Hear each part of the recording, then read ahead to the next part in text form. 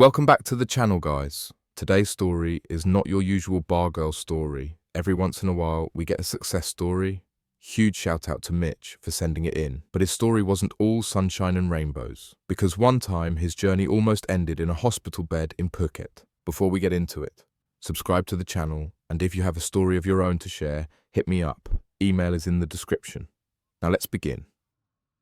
My name is Mitch. I'm originally from Florida, but I knew I was never destined to stay and build my life up in the States. I was 22 when I first started freelancing, and by the time I turned 27, I had already lived in more countries than I could count.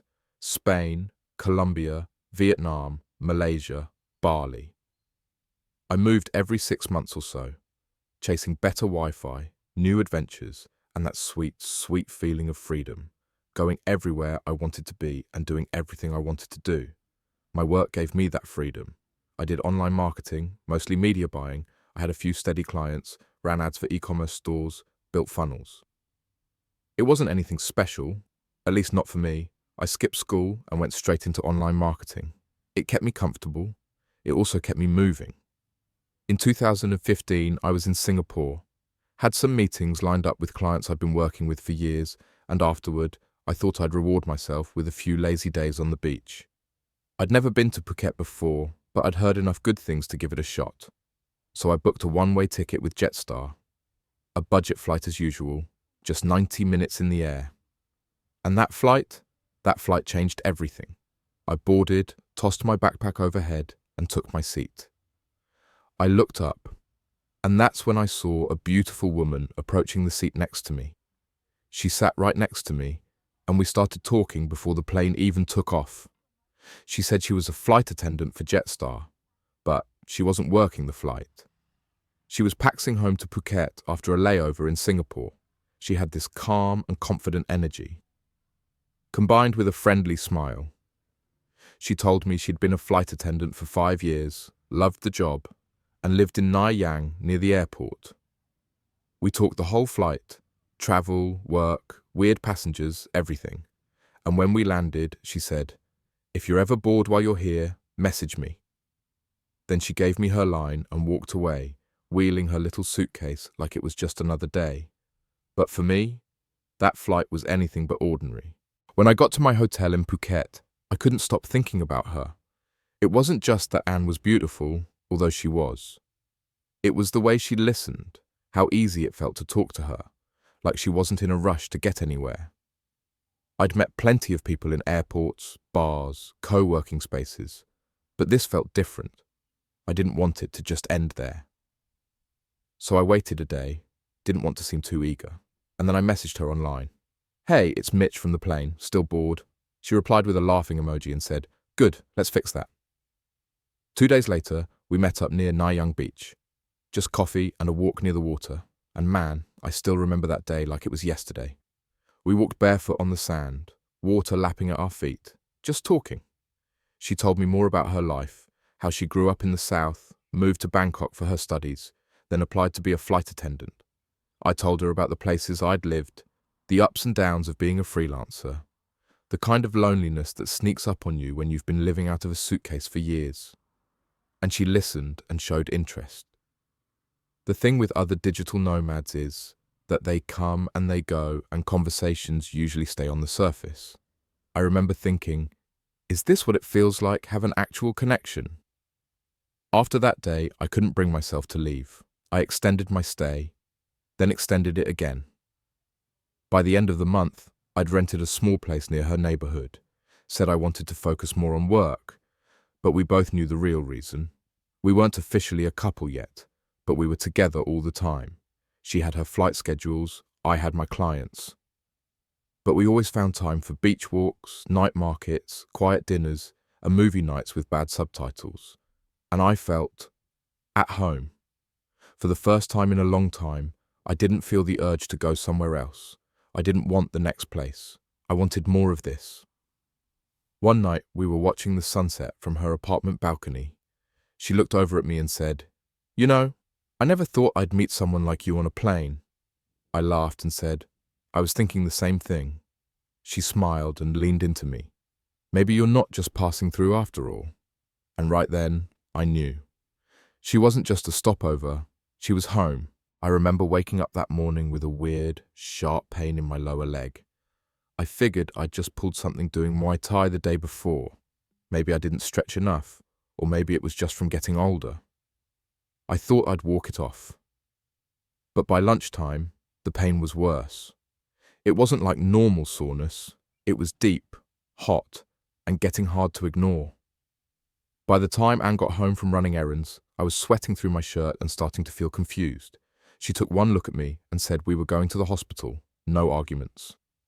Turns out, that decision saved my life. I was diagnosed with necrotizing fasciitis, a flesh-eating bacterial infection. The doctor said if we had waited even a few more hours, it might have been too late. I remember them wheeling me into surgery while Anne held my hand.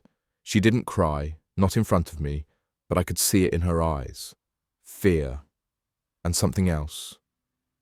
Determination. The first surgery took hours. They had to remove a chunk of infected tissue from my leg.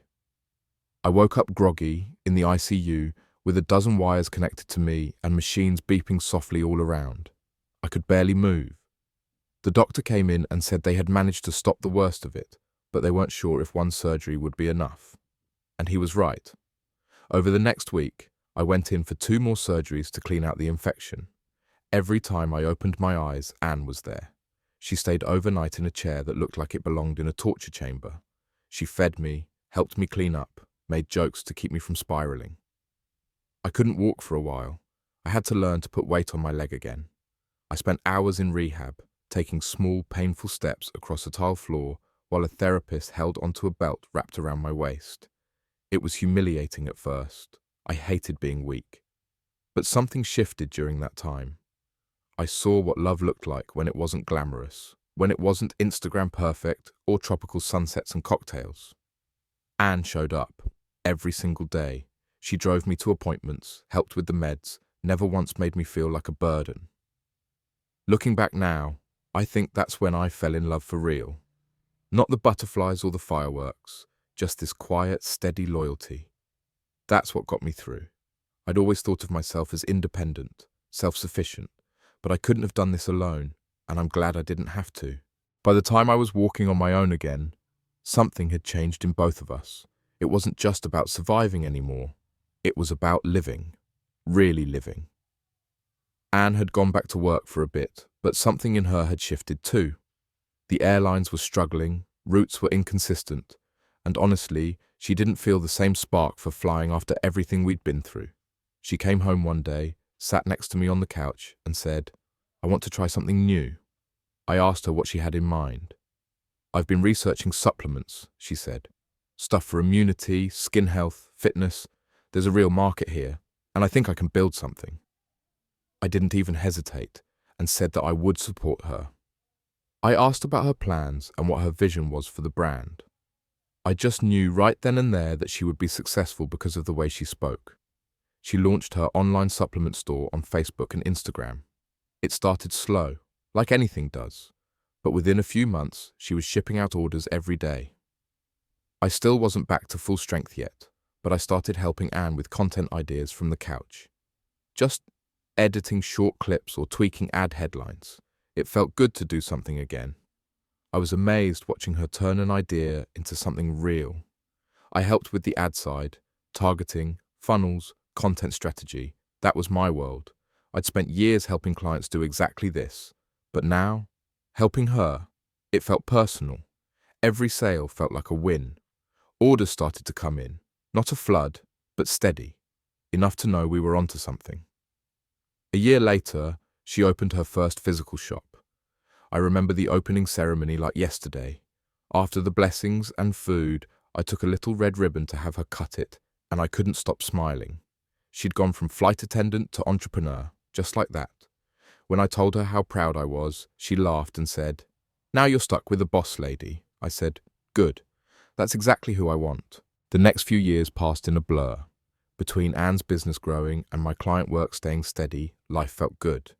We had our rhythms, mornings on the beach, evenings on the porch, laughter in between.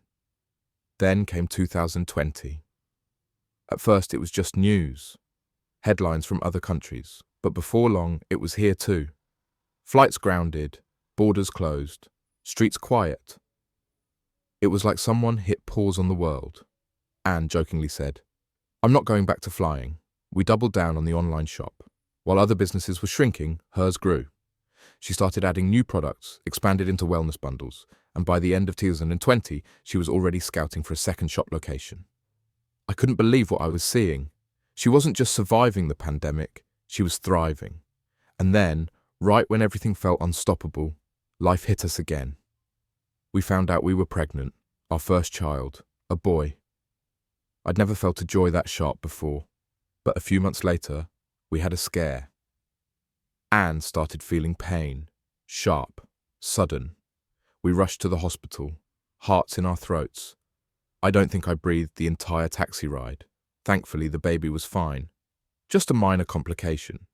But that night when we got home, I sat alone in the dark for a while, feeling that old fear creep in, the fear of losing something you can't replace.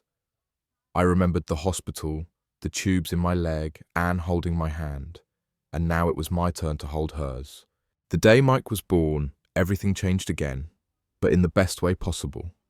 I'll never forget it. I was pacing outside the delivery room like a nervous wreck. I'd done high-stakes pitches, launched six-figure campaigns, survived a flesh-eating bacteria. But this? Nothing prepared me for this. There he was, tiny, swaddled, eyes barely open. Anne looked exhausted but radiant, smiling through tears. She handed him to me, and I swear I became someone else the second I held him. I didn't know it was possible to love two people so deeply at once. We brought Mike home a few days later, and life settled into a beautiful kind of chaos.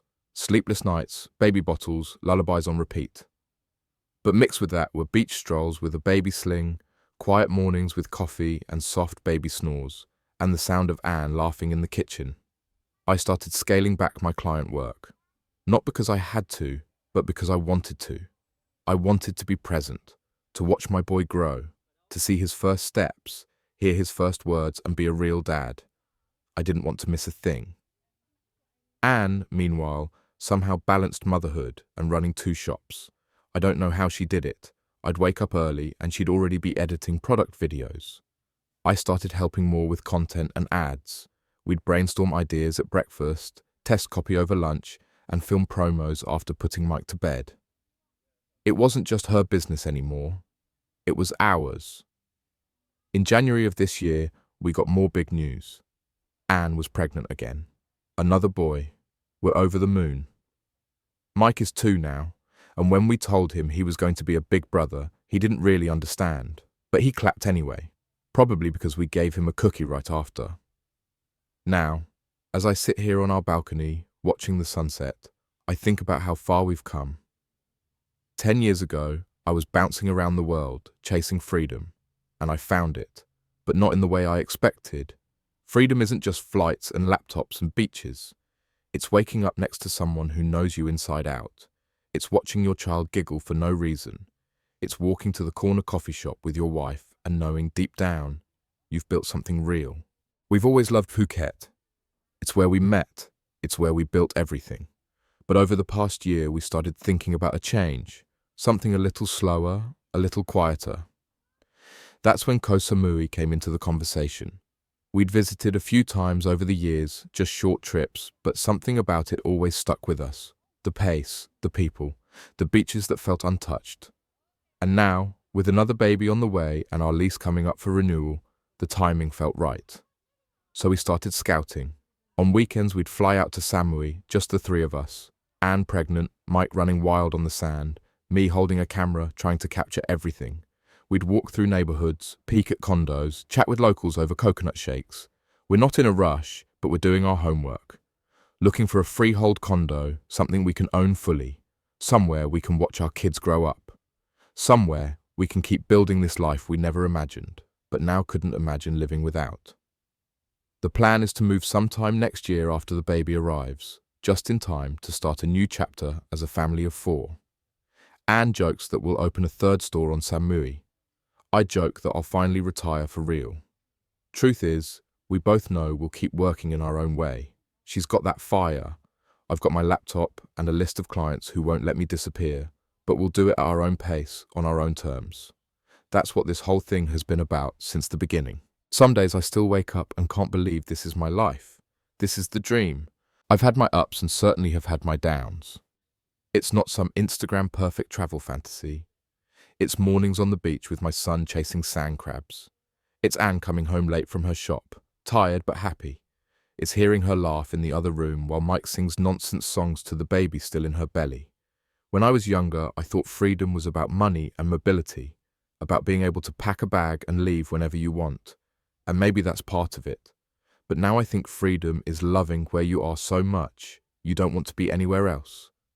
I used to think love was passion and fireworks, but now I know it's someone showing up for you when you're too weak to stand. It's building something side by side, cheering each other on, growing together even when life hits hard. If I could go back and tell the version of me stepping onto that flight in 2015 what was about to happen, I don't think he'd believe me. He was still chasing, still trying to figure it all out, but everything I was looking for, I found in Anne. And now we're here. 2 shops, 1 toddler, another baby on the way, a dream of moving to Koh Samui and planting roots even deeper. I don't know what the next 10 years will bring, but for the first time in my life, I'm not searching anymore, because I've found the thing that I thought I wouldn't find back home, a life that is to be lived on my own terms. Big thanks to Mitch for sharing his amazing journey. If you've got a story to share, send it to the email in the description. We'd love to hear it. Don't forget to subscribe and check out the story on your screen right now for an even crazier story where an expat loses everything in Thailand.